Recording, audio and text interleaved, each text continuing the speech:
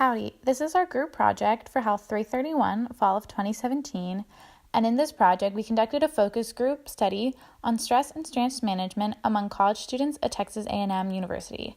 My name is Corin Tschoepe. I'm Elizabeth Marquez. I'm Tara Smith. I'm Maggie Martin.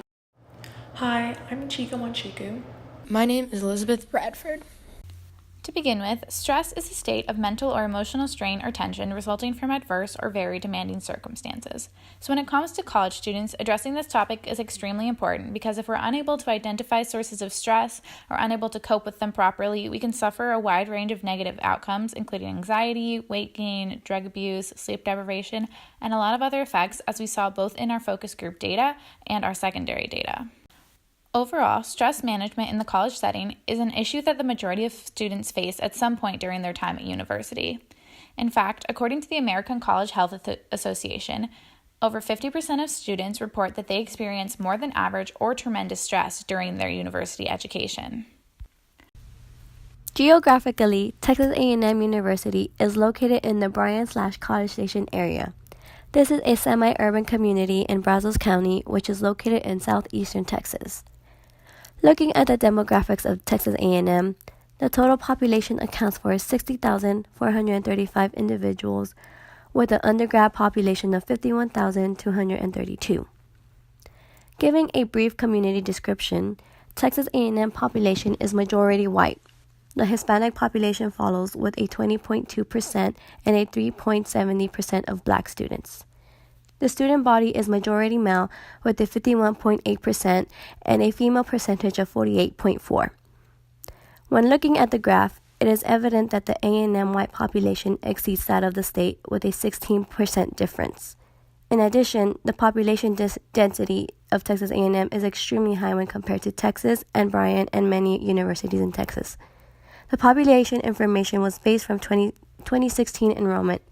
It does not account for 2017, where more students were accepted. In fact, the population will probably keep growing within the coming years. I'm Tara, and I'm going to explain our methodology for collection of primary and secondary data. During the collection of our secondary data, we use the following credible sources to collect information. We collect secondary data by accessing information from the websites provided by the sources listed above. Our secondary data was displayed in an Excel document for comparative analysis after our primary data collection. Additional sources of secondary data used for the purposes of this presentation include our research group conducted focus groups in order to collect data about the stress experienced by undergraduate students at Texas A&M University. We conducted 2 one-hour focus groups in which participants were asked the following questions. Number 1, thinking about your daily life and activities, what do you feel causes you stress? Number 2, how are you impacted by the stress? Question 3, what could you change about the things causing you stress? Question 4, what are you doing right now to reduce your stress? Question 5, what are some alternative strategies for stress management that you have considered but never been able to engage in? For example, meditation, exercise, hobbies, reading. Question 6, what barriers keep you from engaging in stress management behaviors? The first focus group was held in Rudder Plaza and the second in John R. Blocker Building. These buildings are located on campus and were easily accessible for students, which helped us recruit participants for our data collection. The focus groups were led by group members asking the questions listed previously to the participants and according their responses. Many of our participants participated in the focus groups for credit in a psychology class. Additionally, many participants aspired to go to medical school or other professional schools. Both factors may impact their understanding and interpretation of stress at Texas A&M University. Data analysis. Using extensive notes taken during the groups, we discussed the results and categorized data into several central themes that recurred during both groups. We included some of the detailed information that made up each theme and matched the information gathered to secondary data to confirm the reality of perceived issues in stress management. So from our focus group data, the 4 biggest themes that emerged were that the biggest sources of stress are classes, future goals, finances, time management, and relationships. The biggest negative impacts of stress are poor physical health, mental health, a lack of sleep, and decreased class performance. Our third theme was that those students know productive stress behaviors, short-term solutions are also often chosen instead in order to manage stress. And then finally, we identified some barriers to stress management, which sum up to a lack of awareness and accessibility. So when it comes to our biggest sources of stress, the first of these was classes. So our focus group participants said this includes coursework, grades, the number of hours, and just the transition into college and making new friends. They also talked about future goals. So participants were either undecided in their future plans and uncertain, which caused them stress, or they were preparing for graduate school, which comes with requirements, applications, and constantly worrying about your grades to get into graduate school programs. They dealt with finances, both daily and in long term, which would include taking out loans. They had to deal with time management issues, so just going through a daily schedule and meeting all of class and organization obligations, as well as including transportation and the time that comes in with relationships.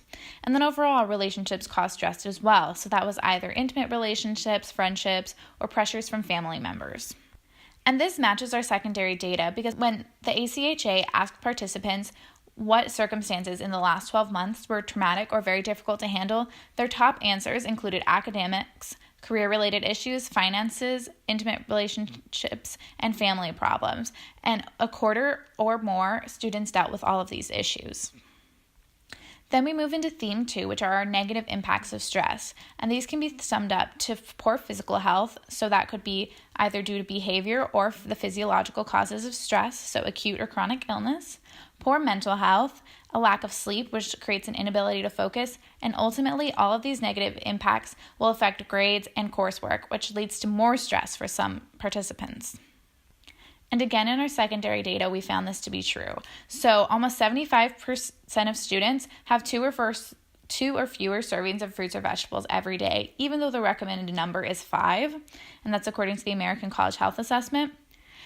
And then if we look at the study of psychoneuroimmunology, which is the effects of stress on the immune system, we find that long-term stress affects both norepinephrine and corticosteroids, which in turn inhibit the ability of defensive lymphocytes. Beyond purely physical consequences, long-term stress is a risk factor for the onset of both anxiety and depression. And we already know that mental health is an issue for college students, with nationwide 21.7% of adults suffering from mental illness in the 18 to 25 age group.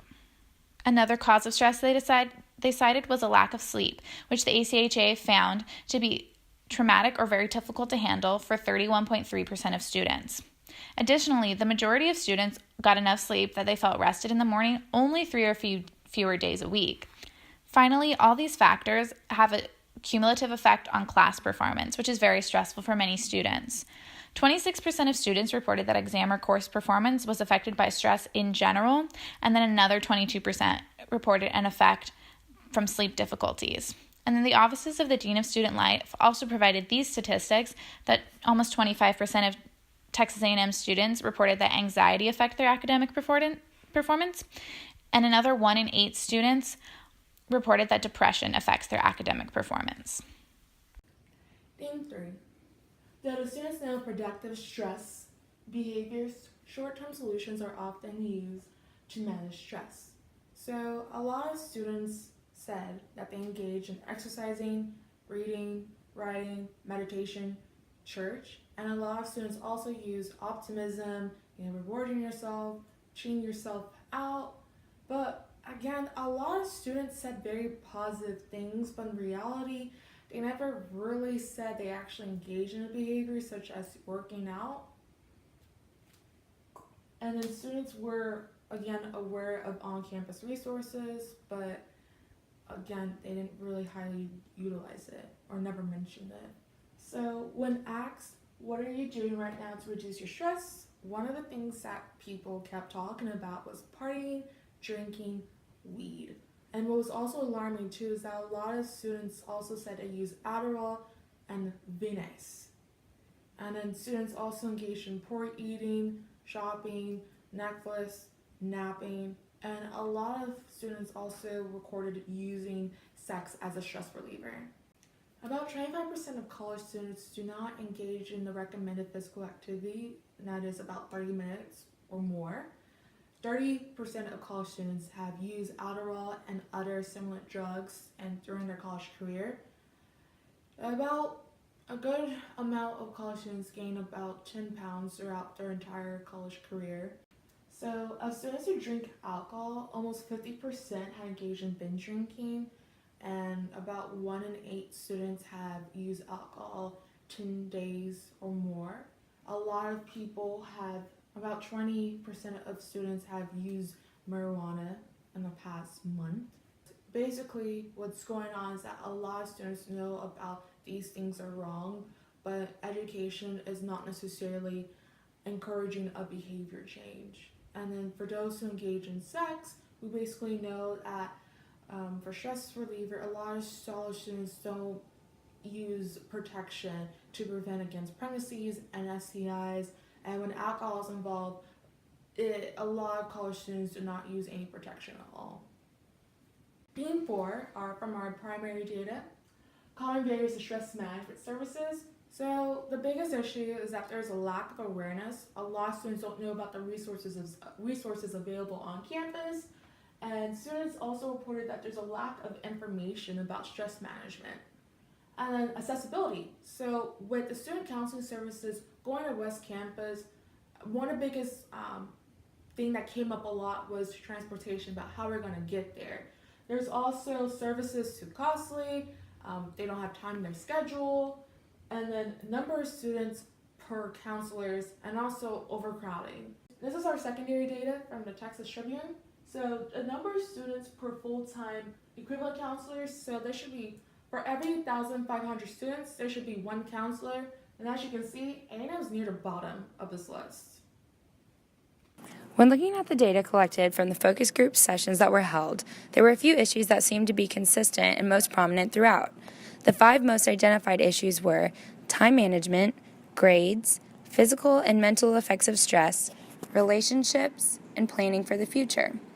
Some needs that were brought to light from this assessment are time management, class assistance and schoolwork help, and stress management.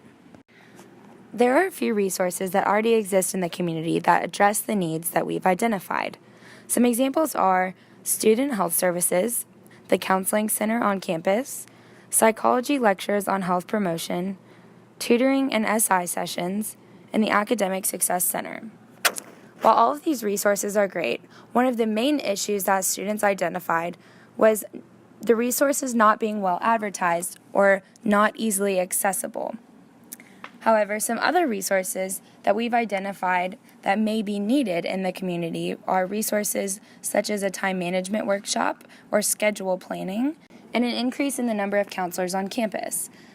With a small amount of counselors compared to the amount of students needing to see them, students are very impatient and waiting in line takes time. Therefore, they just aren't utilizing the counseling center at this time.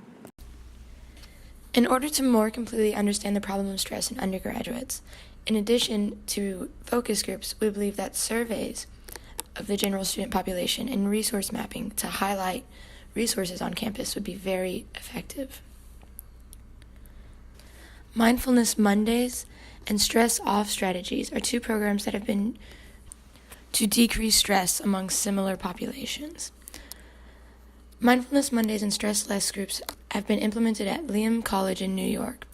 Every Monday and Thursday, meditation and stress education groups are held in a drop-in casual type of environment. This would be very effective to help Texas A&M students, as no program like this currently exists. These groups could easily be held in the grassy area in front of the academic building.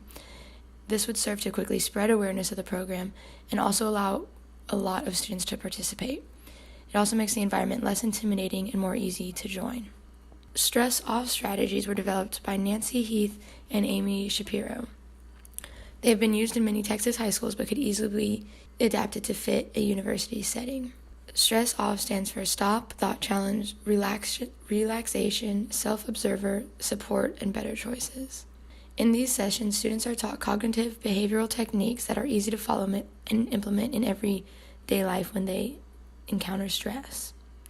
The sessions are only 45 minutes, which is appealing to many busy college students.